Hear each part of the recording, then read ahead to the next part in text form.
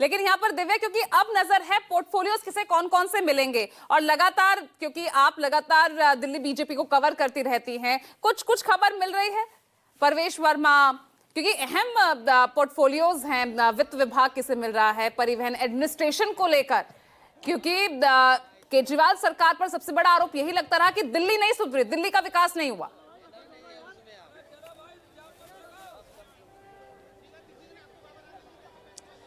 बिल्कुल, देखिए सबसे इंपॉर्टेंट पोर्टफोलियो में रहेगा होम मिनिस्ट्री यानी गृह विभाग। जिस तरीके से दिल्ली की कानून व्यवस्था को लेकर अरविंद केजरीवाल लगातार निशाना साधते रहे हैं और ये कहते रहे हैं कि जो गृह मंत्रालय है अगर वो हमारे अंडर होता तो हम उसे बहुत अच्छे तरीके से सुचारू तरीके से चला सकते थे। तो गृह विभाग कहीं ना कहीं मुझे ऐसा लगता है कि प्रवेश वर्मा को दिया जा सकता है, क्योंकि प्रवेश वर्मा जिस तरीके से जायंट किलर बनकर सामने आए, सबसे हैवीवेट आम आदमी पार्टी के कैंडिडेट अरविंद केजरीवाल और दिल्ली के पूर्व मुख्यमंत्री को हराया, साथ ही साथ जाट समाज का प्रतिनिधित्व भी करते हैं। इस लिहाज से हो सकता है कि जो सबसे इंपॉर्टेंट मंत्रालय है गृह विभाग वो प्रवेश वर्मा को दिया जाए। फिर अगर बात की जाए शिक्षा विभाग की, तो मैं जिस तरीके से बता रही थी कि एमसीडी की स्टैंडिंग कमेटी जो एजुकेशन कमेटी होती है उसके चेयरमैन और मेंबर भी रहे हैं आशीष सूद, तो उस लिहाज से जो है वो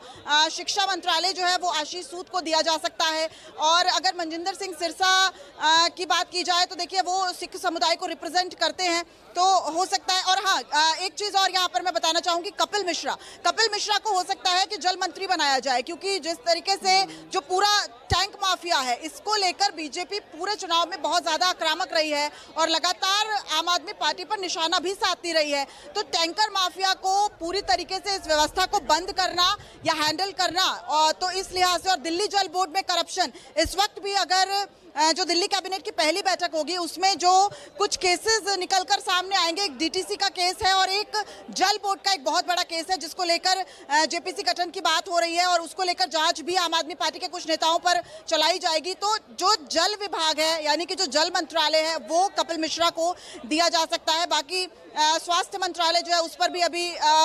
मंथन चल रहा है, लेकिन इस तरीके से लग रहा है कि कहीं ना कहीं जो पोर्टफोलियोज हैं वो आज ही दे दिए जाएंगे और कैबिनेट की बैठक से पहले ही पोर्टफोलियोज जो दे दिए जाएंगे। सबसे बड़ी चुनौती इस वक्त पूजा अगर है तो रेखा गुप्ता के ऊपर ये भी है कि 100 दिन का एजेंडा जो है वो उन्हें निभाना है, वो करके दिखाना है। जो डिलीवरी दी गई है अब उसको डिलीवर करने का टाइम आ चुका है। दिल्ली की जनता बहुत हद तक अब ये चाहेगी कि जो दावे बीजेपी के संकल्प पत्र में दिखाई दिए, जो 62 समुदाय से होकर 3 संकल्प पत्र बनाए गए थे और हर समुदाय को कुछ ना कुछ दिया गया है, तो अब वो डिलीवर हो। और एमसीडी चुनाव की मैं यहाँ पर बात जरूर करूंगी, क्योंकि वो सबसे पहला ऐसी अग्नि परीक्षा होगी जिससे रेखा गुप्ता और पूरी कैबिनेट को गुजरना होगा, क्योंकि ट्रिपल इंजन सरकार की हम बात कर रहे हैं। देखिए अब केंद्र में बीजेपी की सरकार है, दिल्ली में बीजेपी की सरकार है, एमसीडी में अभी भी आम आदमी पार्टी की सरकार है। जिस तरीके से हमने देखा कि एमसीडी में आम आदमी पार्टी लगभग 138 सीटों के बाद विनिंग कंडीशन में आई, तो एमसीडी में इस वक्त अगर स्थिति में आपको बताऊं तो 11 पार्षद बीजेपी के ऐसे हैं जो निगम से हटकर जो है वो विधायक का चुनाव लड़े थे, यानी 11 पार्षदों की जगह खाली हो चुकी है। और अगर इसको हम आंकड़े को देखें तो लगभग ऐसा माना जा रहा है कि अगर कांग्रेस भी आम आदमी पार्टी का फेवर कर देती है निगम चुनाव में, तब भी जो बीजेपी का आंकड़ा है वो 132 का बन रहा है, यानी बहुमत से आंकड़े से पार होता दिख रहा है। यानी इस लिहाज से भी अब एमसीडी में भी बीजेपी की जीत होती नजर आ रही है, लेकिन इसको कैसे टैकल करेंगे वो देखना बहुत दिलचस्प है, क्योंकि एमसीडी का जो मेयर चुनाव का जो पूरा फॉर्मूला होता है वो बड़ा दिलचस्प होता है। इसमें राज्यसभा के जो सांसद होते हैं उनका भी जो है वो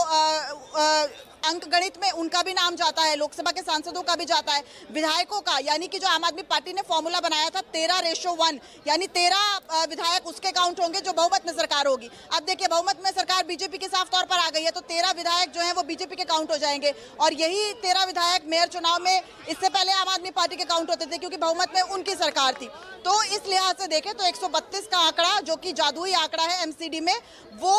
270 जो 270 निगम पार्षद हैं दिल्ली के, उसमें 132